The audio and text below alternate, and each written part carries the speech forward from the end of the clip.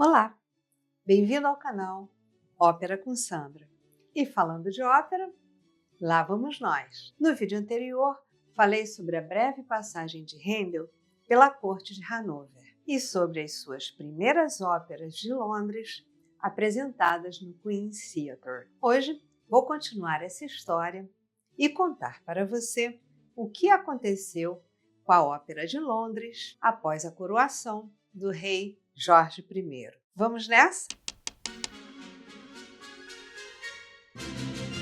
Após se estabelecer em Londres, Handel seguiu uma carreira profissional no teatro lírico. Não era apenas um compositor, era empresário, diretor artístico, maestro e administrador do teatro. Cuidava de tudo, desde a contratação do elenco, aluguel do teatro, partituras, figurinos e libretistas. Embora a realeza e a aristocracia desse algum apoio financeiro, a manutenção da casa de ópera dependia da bilheteria e da assinatura do público para manter suas atividades. Era um procedimento arriscado. Se a ópera não agradasse, os prejuízos poderiam ser imensos. E, ao longo de sua vida, Handel enfrentou fracassos, disputas entre companhias concorrentes e crises políticas, como iremos ver. Ainda assim, por quase 30 anos, foi a figura central do teatro lírico londrino, uma façanha realmente extraordinária.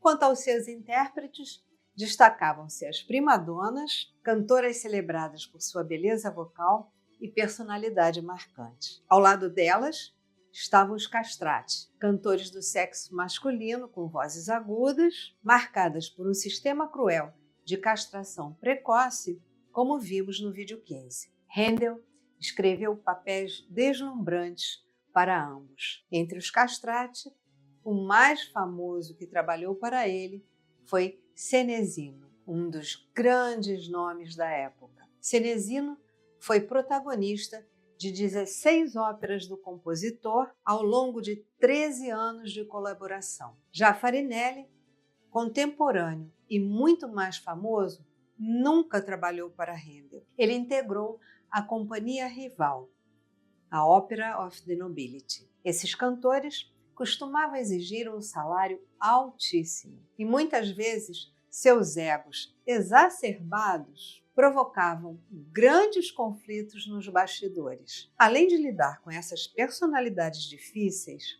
Handel também precisava equilibrar os altos custos das produções, que envolviam figurinos luxuosos e músicos renomados, cenários elaborados e o aluguel dos teatros. Era uma verdadeira dor de cabeça. Ainda assim, ele sempre encontrava tempo e inspiração para compor suas maravilhosas óperas. Na verdade, Handel era conhecido por ser um compositor extremamente eficiente e veloz. Mas antes de seguirmos, vamos dar um passo atrás na linha do tempo para entender melhor o contexto político e social daquela época em Londres. Em 1714, o antigo patrono de Handel em Hanover, o príncipe eleitor Georg Ludwig, foi coroado rei da Inglaterra com o título de Jorge I. Porém, sua popularidade não era das maiores. Ele era um príncipe alemão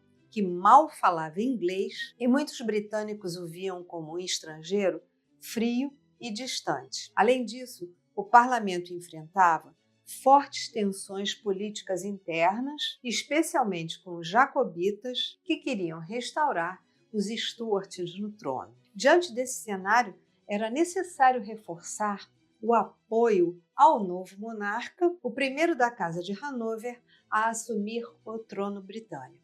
A solução política e simbólica encontrada pelo parlamento foi a realização de um grande desfile público com o objetivo de apresentar Jorge I como um soberano próximo ao povo, exaltando ao mesmo tempo o poder e esplendor da monarquia de forma festiva e teatral. O rio Tâmisa, considerado o coração de Londres, foi o cenário natural para esse evento grandioso. O desfile aconteceu no dia 17 de julho de 1717 e reuniu embarcações enfeitadas multidões ao longo das margens e membros da elite navegando em barcas luxuosas. Para dar ainda mais brilho à celebração, o rei Jorge I encomendou a Handel uma suíte orquestral para ser executada durante o desfile aquático. Foi assim que nasceu a famosa Water Music, em português, Suite Música Aquática, uma coleção de peças alegres e sofisticadas, pensadas para soar com perfeição ao ar livre. Essa música criava uma atmosfera festiva para o público, ao mesmo tempo que evidenciava o esplendor cultural e musical da nova corte. Para garantir que a música fosse ouvida, mesmo com o ruído do rio e da multidão, Handel compôs para uma orquestra potente, com destaque para metais como trompas e trompetes, que traziam brilho e imponência, cordas, flautas, oboés e fagodes, que criavam um colorido melódico e refinado, e a percussão, que reforçava o brilho festivo. Uma obra grandiosa, executada por uma orquestra a bordo de uma barca que acompanhava a barca do rei. O impacto foi imediato. A música de Handel encantou a todos. Foi repetida 3 vezes ao longo do percurso, tamanha era a empolgação de Jorge I e do público que assistia. Com isso, Handel consolidou de vez sua posição na corte britânica. Vamos ouvir um trechinho dessa maravilha? Esse exemplo foi retirado de um documentário da BBC que recriou o cortejo real pelo Tamisa.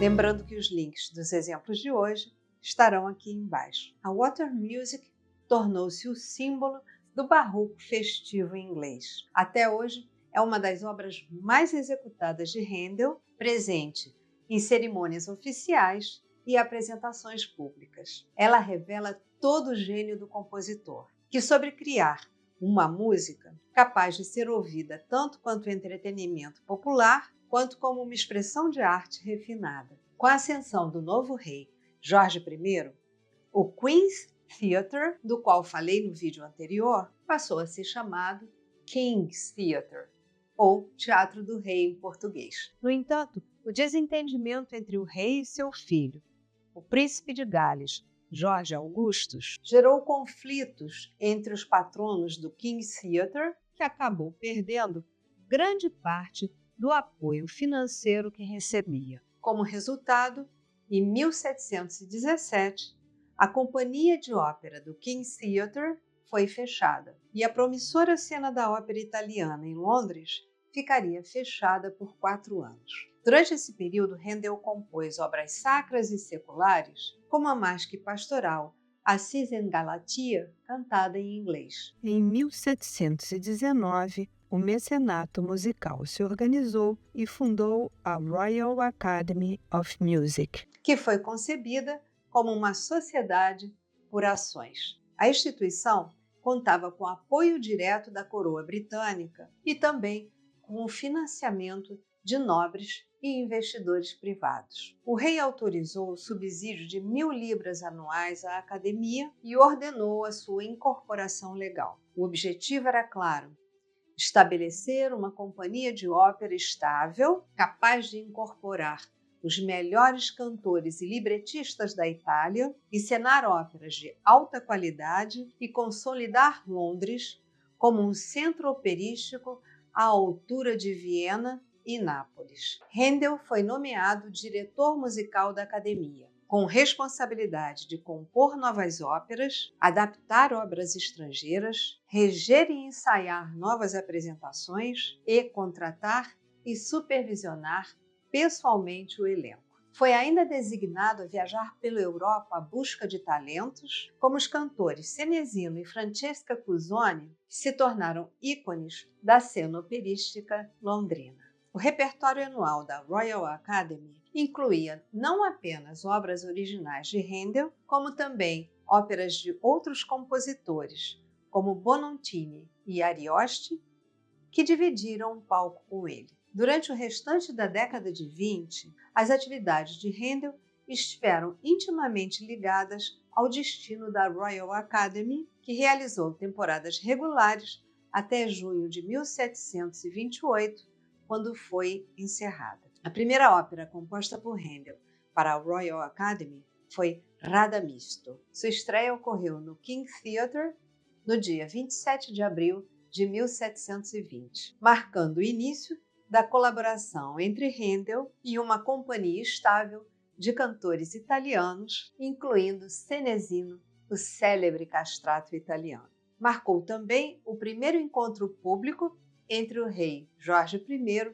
e o príncipe de Gales após sua reconciliação. Radamisto fez um grande sucesso e teve diversas reprises e revisões até 1728. Em 20 de fevereiro de 1724, Giulio Cesare Inedito subiu ao palco. Nessa produção, Senesino e Cuzzoni interpretaram os papéis de César e Cleópatra. A música escrita por Handel para eles permitiu que exibissem plenamente seus talentos vocais e dramáticos. Essa obra, com sua suntuosa orquestração e riqueza melódica, causou um enorme impacto, tornando-se um dos maiores sucessos do compositor. Vamos assistir a um trechinho dessa maravilha? Na verdade, eu planejava mostrar apenas um exemplo, mas não resisti. Vou apresentar 4.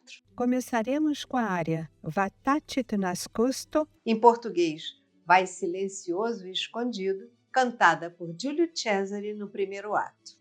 Após ser recebido em Alexandria, César expressa, por meio de uma metáfora, que assim como um caçador deve agir com astúcia e prudência diante das intrigas políticas da corte egípcia. O papel de César foi concebido por Handel para um castrato. Hoje, como vimos no vídeo 15, esses papéis são interpretados por contratenores ou mezzosopranos, como vamos assistir no vídeo do nosso exemplo.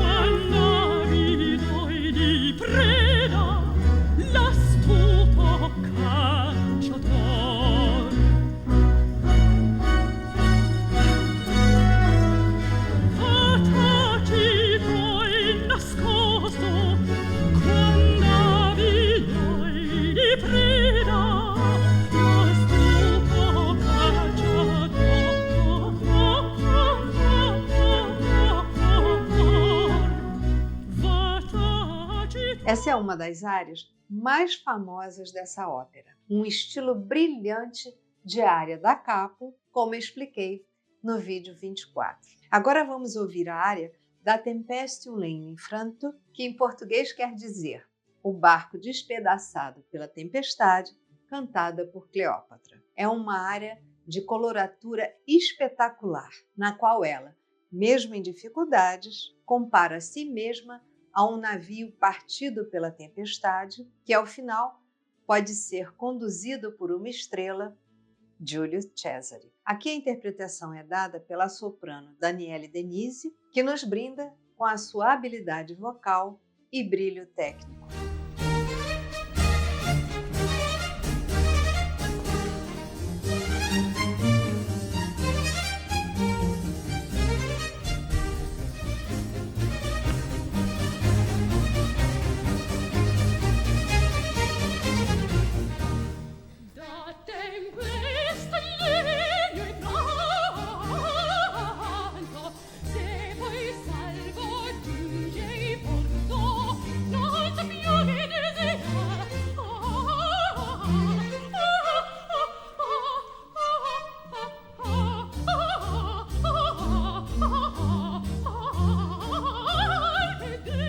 Agora um trechinho da área Vadoro Pupilha, em português, Eu vos adoro, belos olhos, do segundo ato. Nessa cena, Cleópatra, disfarçada de Lídia, tenta seduzir César, cantando diante dele e invocando o poder sedutor dos olhos femininos.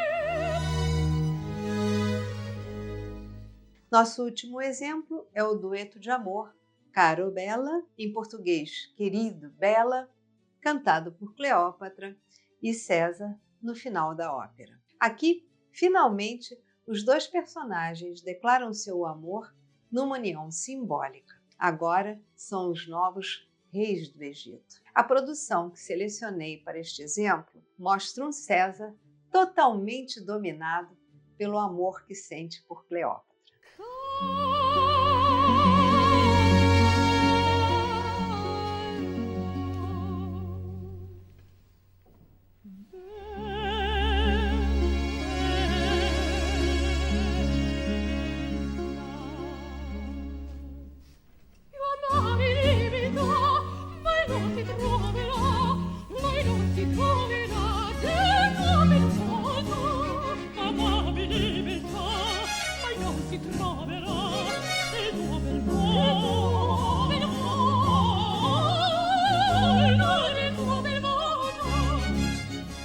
Giulio Cesare in Egitto foi apresentado várias vezes nos anos seguintes, provando o enorme sucesso da obra junto ao público londrino. Sua popularidade ajudou a consolidar a reputação de Handel como o principal compositor de óperas em Londres. Entre 1720 e 1728, ele compôs para a Royal Academy of Music algumas de suas óperas mais famosas, como Radamisto, Ottone, Giulio Cesare e Admetto. Essas obras demonstram o pleno domínio de Handel sobre a estrutura da ópera séria italiana e sua impressionante capacidade de compor para as vozes mais virtuosas da época.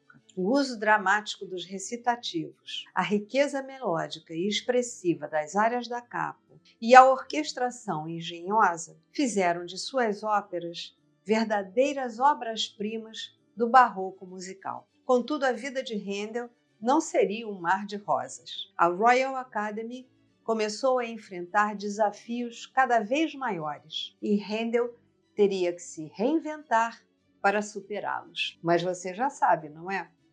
Essa história vai ficar para o nosso próximo encontro. E se você gostou de conhecer um pouquinho sobre a Water Music e sobre a Royal Academy of Music, deixe seu like, se inscreva no canal, compartilhe com um amigo e, claro, se puder, deixe uma mensagem para mim. Muito obrigada, boa semana e até a próxima!